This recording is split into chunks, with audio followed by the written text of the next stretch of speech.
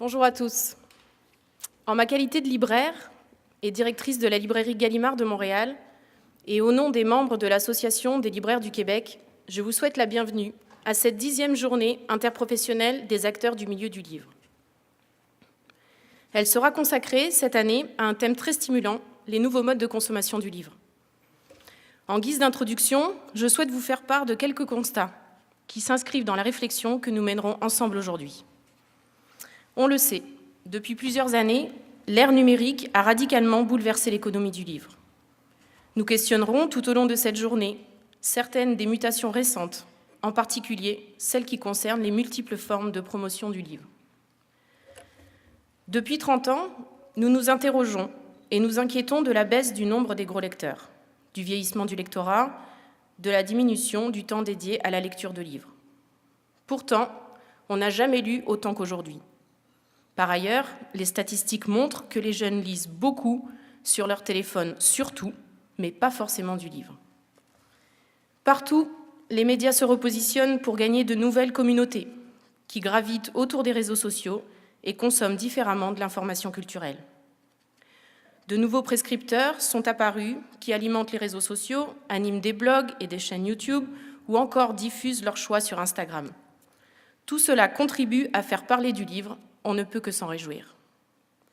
Dans ce contexte de pratique qui évolue sans cesse, les libraires sont interpellés sur leur rôle, leurs valeurs et leur ambition même. Il n'en est pas moins sûr, selon moi, que la mission première du libraire reste celle de la prescription et du conseil.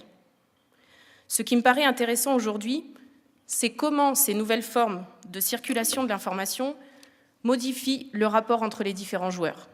On le voit. Les libraires parlent aux lecteurs, les lecteurs parlent aux auteurs, les éditeurs parlent aux libraires, les éditeurs parlent aux lecteurs, les influenceurs parlent aux consommateurs. Bref, nous évoluons étonnamment dans une nouvelle communauté de proximité. Une structure en réseau s'est mise en place, dans laquelle nous sommes invités chacun à jouer un nouveau rôle. Pour nous, libraires, ce qui me semble encore plus fondamental est certainement la question du contenu. Quel type de médiation devons-nous mettre en place pour défendre et valoriser les contenus? Comment parler de littérature à ces lecteurs curieux qui sont assaillis de toutes parts et par une multitude de propositions? Comment continuer à valoriser la qualité de nos conseils? Assurer notre crédibilité alors que tout un chacun peut aujourd'hui prétendre faire de la médiation culturelle et acquérir une légitimité par le nombre de clics ou de suiveurs ou sous prétexte qu'il est sincère.